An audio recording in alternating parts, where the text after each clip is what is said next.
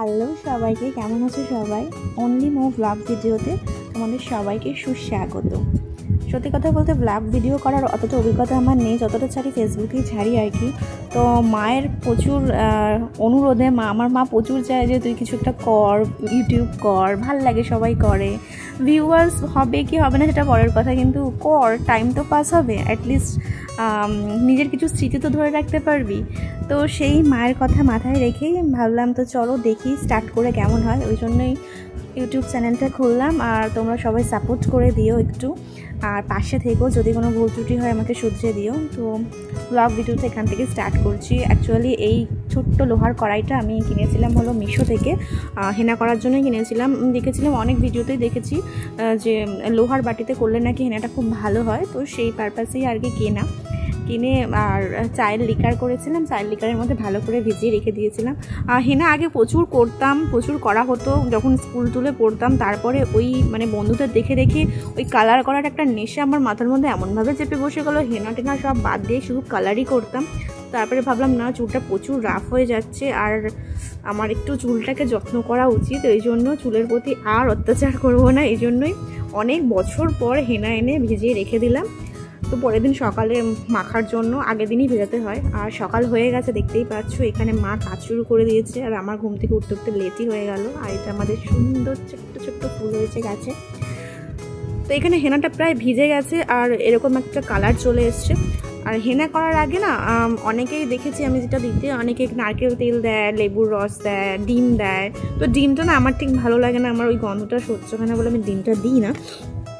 তো ভালো করে টক দই ফেটিয়ে নিই, আমি সেইটুকুই দিই, বেশি কিছু দিই না। আর একটু কফি দিয়েছিলাম কালকে, ব্যাস এইভাবেই আমি ভিজিয়ে রেখেছিলাম। দেখতেই পাচ্ছ মাখার পর কত সুন্দর একটা টেক্সচার চলে এসেছে, এরকম মাখা মাখা কাদা কাদা মতো হবে। চুলটাকে ভালো করে দুটো পার্টের সেকশনে ভাগ করে নিয়েছি। ভাগ করে নেওয়ার পরে ভালো করে লেপে লেপে চুলের মধ্যে লাগিয়ে দেবো। আর আমার না একটা প্রবলেম হচ্ছে, সেটা হলো আমি কিছুতেই ব্রাশ দিয়ে কালারও করতে পারি না, হেনাও করতে পারি না, আমাকে হাত লাগাতেই হবে। আর হাত দিয়ে যতক্ষণ না আমি করবো কিছু, ততক্ষণ আমার চুল যেন সন্তুষ্টি পায় না। তো যাই হোক, ভালো করে হাত দিয়ে লেপে লেপে হেনাটা করে নেব। মোটামুটি হেনাটা ভালো করে মাথার মধ্যে লাগিয়ে নিয়েছি। ফাইনাল লুকটা হলো এইটা। আর আমার ক্লিপের অবস্থা খারাপ, হাতের অবস্থাও খারাপ হয়ে গেছে। হেনা তো হয়ে গেল, এবার টাইমটা তো পাস করতে হবে। আর বাবার খুব ইচ্ছা আজকে আমি বাবাকে রান্না করে খাওয়াই, তো যেমন ইচ্ছে তেমন কাজ। চলে এসেছি রান্না করতে।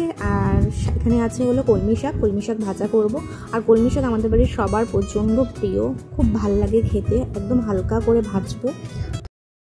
আর এই কাঠের খুন্তিতে রান্না করার যে আমার কি ইচ্ছে, মানে কি বলবো। আর যখনই আমি এখানে আসি তখনই মাকে বলি, দাও আমাকে কাঠের খুন্তিতে দাও, আমি কাঠের খুন্তি দিয়ে রান্না করবো। যদি এটা ননস্টিকে রান্না করার জন্য, তবুও আমার প্রচণ্ড ভালো লাগে।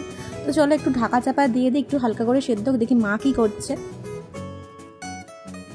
তো বাইরে এসে দেখি মা এখানে একজনকে দাঁড় করিয়েছে, আর যেগুলো লোহা কাঁচ ভাঙা এগুলো নেয় সেগুলোকে মা দাঁড় করিয়েছে। তাকে দাঁড় করিয়ে এখন যত রকমের লোহার জিনিসপত্র, তারপরে বোতল জমিয়ে রেখেছিল সব হলো বিক্রি করে দেবে। তো মা তো বিক্রি করুক, আমি দেখি রান্নাটা ওখানে কত দূর হলো। তো শাক ভাজা মোটামুটি হয়ে গেছে, এবার নামিয়ে নেব। মাঝে মাঝে রান্না করতে বেশ ভালোই লাগে, জানি না কীরকম টেস্ট হবে যদিও। আর আমার বাড়িতে তেমন কেউ খুব একটা কিছু বলে না, রান্না খারাপ হলেও খেয়ে নেয়। তো চলো, আর শাক ভাজাটা কমপ্লিট হয়ে গেছে। এবারে হলো একটু মাংসের ঝোল করবো, অল্প করে পাতলা করে মাংসের ঝোল। তো আগে আলুগুলো ভেজে নিই। গরমকালে যেন বেশি কিছু খেতে ভালো লাগে না, মানে হালকা হালকা একটু ঝোল হবে, পাতলা ঝোল হবে, একটু সেদ্ধ হবে, সেগুলোই খেতে ভালো লাগে। একটু তেতো খেতে ভালো লাগে। যদিও আমার বাড়িতে আমি আর আমার মা ছাড়া কেউ তেতো খায় না, মানে তাদের নাকি ভালো লাগে না, কিন্তু আমি জানি না কেন আমার নিম পাতার তেতো এত ভালো লাগে।